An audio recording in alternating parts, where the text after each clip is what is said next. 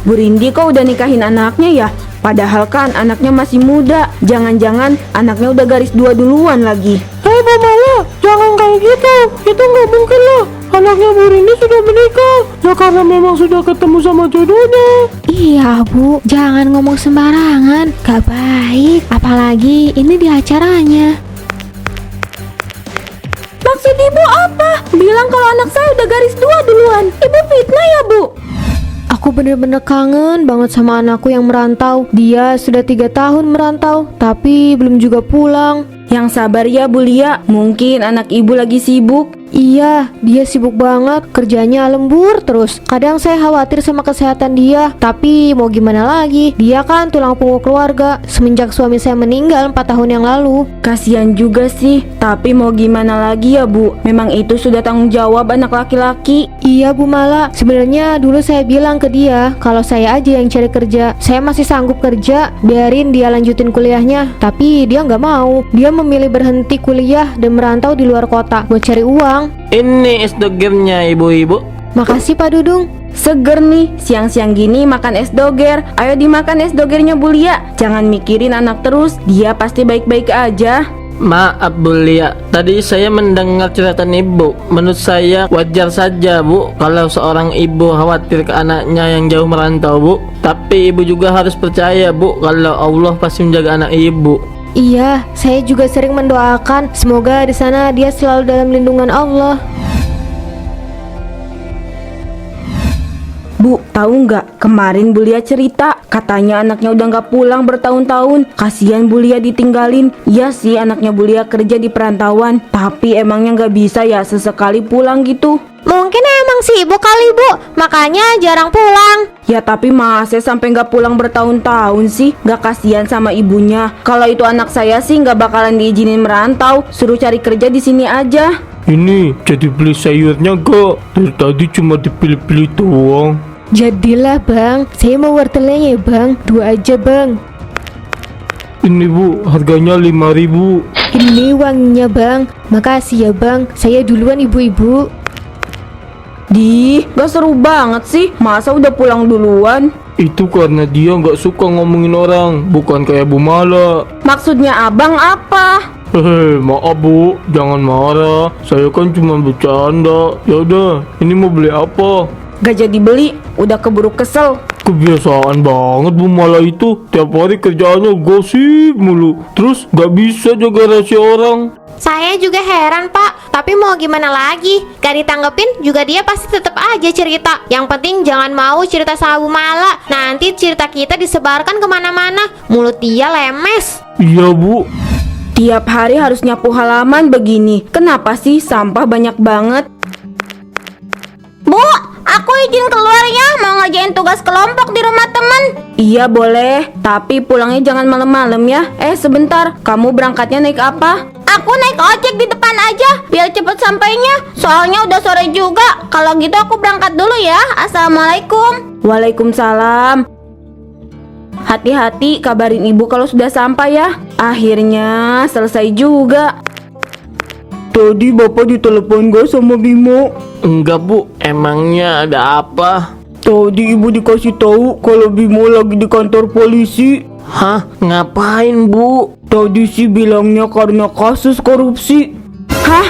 Anaknya Bu Mei lagi ada di kantor polisi karena kasus korupsi. Wah, berita yang besar nih. Kalau semua orang tahu, pasti bakal heboh. Kasus korupsi gimana Bu? Ngomong tuh yang bener. Tadi Bimo bilang kalau dia lagi di kantor polisi buat jadi saksi kasus korupsi atasannya. Oh gitu, kirain Bapak dia yang terlibat. Ngomong sembarangan. Ya enggak lah, gak mungkin anak kita ngelakuin itu. Hehehe, maaf Bu. Bu, tahu nggak? Kemarin saya dengar kalau anaknya Bu Mei itu masuk penjara. Hah? Masuk penjara? Kok bisa? Kena kasus apa? Kena kasus korupsi Bu. Hah? Masa sih Bu? Kayaknya nggak mungkin deh. Lagian, Ibu tahu dari mana infonya? Jangan suka ngasal ngasih info Bu Mala. Takutnya nanti jadi fitnah. Lagi pada ngapain ini siang-siang di pos ronda? Ini, kata Bu Mala, anaknya Bu Mei masuk penjara karena kasus korupsi. Hah? Yang bener Bu, jangan ngada-ngada. Saya nggak ngada-ngada. Orang saya dengar sendiri dari Bu Mei dan suaminya. Tapi masa sih kalau emang bener? Wah, parah banget ya. Padahal anaknya Bu Mei masih muda, orangnya juga lempeng-lempeng aja. Ya sudah kalau kalian nggak percaya. Beneran gak sih? Kayaknya kita harus tanya langsung ke Bu Mei-nya. Bu, es dogernya bu. Boleh deh Pak, satu ya. Siap. Ini bu, es dogernya. Bu, tadi saya lihat ada Bu Mala. Dia bawa gosip apa bu? Tadi sih kata Bu Mala, anaknya Bu Mei masuk penjara karena kasus korupsi. Waduh, bahaya mulutnya Bu Mala. Ibu jangan langsung percaya ya. Mending tanya dulu bu ke yang bersangkutan. Takutnya itu cuma fitnah. Iya Pak, makanya nanti mau saya tanya langsung ke Bu Mei. Takutnya itu cuma hoax. Iya bu, mending langsung tanya. Takutnya kabar kayak gini udah kesebar luas keluarga. Ya kalau beritanya bener sih gak apa-apa. Tapi kalau gak bener kan jadi fitnah. Kasihan nanti Bu Mei. Iya Pak. Makan yang banyak ya. Nih udah Ibu masakin makanan kesukaan kamu. Iya, makasih ya Bu. Oh iya Bu, Bapak belum pulang? Belum, katanya lembur. Paling pulangnya malam banget kayak kemarin. Bu, tadi aku dengar banyak tetangga yang bilang katanya mereka dapat berita dari Ibu soal anaknya Bu Mei yang katanya masuk polisi karena kasus korupsi. Emang iya, Ibu dengar sendiri kok. Bu Mei sama Pak Cakra lagi ngobrol bahas anaknya yang masuk ke kantor polisi. Emangnya Ibu nggak cari tahu dulu kalau berita itu benar apa enggaknya? Bisa aja kan Ibu dengarnya cuma setengah. Jangan suka menyebar gosip, Bu. Kan tadi Ibu udah bilang, Ibu dengar sendiri dari orangnya langsung. Anaknya Bu Mei itu korupsi dan ditangkap. Tapi Bu, kemarin Emma ketemu sama anaknya Bu Mei dan dia enggak. Sudah, kamu itu malah belain dia. Kamu makan aja sendiri. Ibu udah nggak berselera makan. Mau sampai kapan Ibu punya kebiasaan buruk kayak gini? Aku takut nanti jadi malapetaka buat Ibu. Wah, bunga-bungaku sudah bermekaran. Assalamualaikum Bu Mei. Waalaikumsalam. Iya Bu Rindi, tumben pagi-pagi udah ke rumah saya. Maaf sebelumnya ya Bu. Kemarin saya dapat kabar dari Bu Mala. Katanya anak Ibu masuk penjara karena kasus korupsi ya. Astagfirullah. Enggak Bu. Terus kenapa anak Ibu ke kantor polisi? Anak saya memang ke kantor polisi, tapi bukan sebagai tersangka. Dia cuma jadi saksi kasus korupsi atasannya. Ih, berarti beritanya hoax ya? Wah, bener-bener Bu Mala. Mana beritanya sudah tersebar ke seluruh warga Bu? Bu Mala bener-bener ya.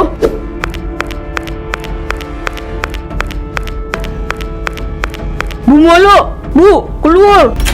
Ada apa sih Bu Mei? Pagi-pagi udah gedor-gedor rumah orang. Gak baik Bu. Maksud ibu itu apa? Bilang ke warga kalau anak saya masuk penjara gara-gara kasus korupsi. Lah, kan emang iya. Orang Ibu sendiri yang bilang. Kapan saya bilang? Saya nggak pernah bilang. Saya cuma bilang kalau anak saya ke kantor polisi buat jadi saksi kasus korupsi. Oh, jadi saya salah dengar. Maaf deh ya Bu. Makanya Bu, kalau dengar sesuatu itu sampai selesai, jangan setengah-setengah. Jadi fitnah kan? Iya, maaf. Jangan suka menyebarkan berita bohong Bu. Tolong dijaga mulutnya. Salah sendiri kalau ngomong setengah-setengah. Assalamualaikum. Waalaikumsalam. Capek banget. Hari ini kerjaanku banyak. Aku bikinin kopi ya. Iya Bu, boleh. Ini Pak kopi sama cemilannya. Hati-hati minumnya, itu masih panas. Iya Bu.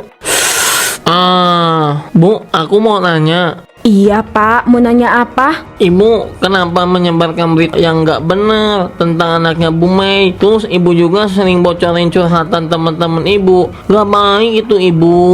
Aku gak nyebarin berita bohong Pak. Itu cuma salah paham aja kok. Lagian Ibu udah minta maaf, gak usah dibahas lagi. Terus yang curhatan teman-teman Ibu, itu kan salah mereka curhat ke Ibu. Iya, tapi jangan kayak gitu Bu. Itu gak baik. Mulutnya tolong dijaga. Jangan sampai nanti mulut ibu jadi bumerang buat ibu sendiri. Ih, kamu tuh kenapa sih? Pulang kerja malah bahas hal itu. Udah aku males sama kamu. Hei, mau kemana? Tunggu dulu. Besok acara pernikahan anak tetangga kita. Aku harap kamu gak bikin masalah. Siapa juga yang mau bikin masalah? Aku selalu bersikap baik ya. Mulut kamu tuh yang selalu bikin masalah. Bu Mala, makasih ya sudah datang. Oh iya, sendiri aja Bu. Anak sama suaminya kemana? Ame lagi nginep di rumah neneknya. Kalau Mas Jajang lagi di luar kota. Oh, mari Bu makan-makan dulu. Dicicipi hidangannya. Saya mau ke tamu yang lain dulu ya. Iya. Bu Mala, sini Bu. Makasih ya. Datang sendiri aja Bu, anak suaminya kemana? Hehe, iya, mereka lagi nggak bisa datang. Bu Didin, Bu Rindi kok udah nikahin anaknya ya? Padahal kan anaknya masih muda. Jangan-jangan anaknya udah garis 2 duluan lagi. Hei Bu Mala, jangan kayak gitu. Itu nggak mungkin lah. Anaknya Bu Rindi sudah menikah. Ya karena memang sudah ketemu sama jodohnya. Iya Bu, jangan ngomong sembarangan, gak baik. Apalagi ini di acaranya. Maksud ibu apa? Bilang kalau anak saya udah garis 2 duluan. Ibu fitnah ya Bu? Ya kan bisa aja. Coba dipikir, kenapa tiba-tiba Bu Rindi nikahin anaknya? Jaga mulut ibu ya. Anak saya itu anak baik-baik. Ibu jangan suka menyebarkan fitnah. Saya nggak nyebar fitnah Bu Rindi. Kalau emang nggak ngerasa anaknya seperti itu, ya sudah, tidak perlu marah, diam aja Bu. Kalau saya diam, Bu malah kalau didiamin mulutnya semakin lemes, ngomongin hal-hal gak bener mulu. Ada apa ini? Kenapa ribut-ribut? Ini Mas, Bu Mala, mulutnya nggak bisa dijaga. Aku nggak bisa terima kalau anak kita difitnah kayak gitu. Bu Mala, ibu itu sudah keterlaluan. Mulut ibu itu benar-benar tidak bisa dijaga. Saya sudah muak dengan omongan ibu yang selalu membicarakan keburukan orang dan mencari-cari kesalahan orang. Lebih baik ibu pergi sana. Lah, ngusir. Bu Mala mending pergi aja. Jangan bikin gaduh di acara pernikahan orang. Saya nggak bikin gaduh, saya cuma... Sudah, pergi Bu Mala. Jangan sampai saya memanggil security untuk menyeret ibu keluar. Bu Mala bener-bener keterlaluan. Bu Mala sudah keterlaluan. Mulutnya sudah tidak bisa lagi dijaga. Sudah banyak yang menjadi korban karena mulutnya itu. Iya bener Pak, waktu itu aja dia nyebarin berita hoax tentang anak saya. Gimana kalau kita bawa aja Bu Mala ke balai desa? Kita adili Bu Mala. Saya sudah muak dengan tingkah Bu Mala. Iya, aku setuju. Karena kalau dibiarkan, Bu Mala malah semakin menjadi. Takutnya dia malah nyebarin fitnah. Bu Mala, keluar. Ada apa ini? Kenapa ramai-ramai di rumah saya? Kita sudah tidak tahan dengan kelakuan Bu Mala. Ibu selalu berbuat ulah. Kita semua resah sama kelakuan ibu. Berbuat ulah gimana? Saya tidak berbuat apa-apa. Jangan mengada-ngada. Tidak ada yang mengada-ngada. Bu Mala memang sudah membuat resah desa ini. Sekarang ayo ikut kami. Apa-apaan ini? Jangan kasar ya. Lepasin. Kalian mau bawa saya kemana? Jangan seenaknya gini ya. Oh sudah, banyak protes. Ayo ikut kami. Sudah. Harap tenang, jangan buat keributan. Kita selesaikan ini dengan tenang. Coba jelaskan dengan benar. Kami semua sudah tidak tahan lagi dengan kelakuan Bu Mala Pak. Mulut dia itu sudah benar-benar tidak bisa dijaga. Banyak orang-orang yang akhirnya kena fitnah karena dia. Saya dan istri saya menjadi salah satu korban Bu Mala. Iya Pak, kita harus kasih pelajaran buat Bu Mala agar dia jerah. Saya sudah tidak tahan dengan mulut lemesnya Bu Mala. Kita jebloskan aja Bu Mala ke penjara. Dia sudah banyak merugikan warga karena mulut lemesnya itu. Kenapa mulutku tidak bisa dibuka? Bu Mala, apa semua yang dikatakan warga itu benar? Tuh kan, dia itu tidak pernah mengakui kesalahannya Pak. Sudahlah, kita langsung bawa aja ke kantor polisi. Hei, mau kemana kamu? Jangan lari. Ini kenapa sih? Tiba-tiba mulutku tidak bisa dibuka dan aku tidak bisa berbicara. Gimana ini? Aku harus lari kemana? Berhenti Bu Mala, jangan kabur.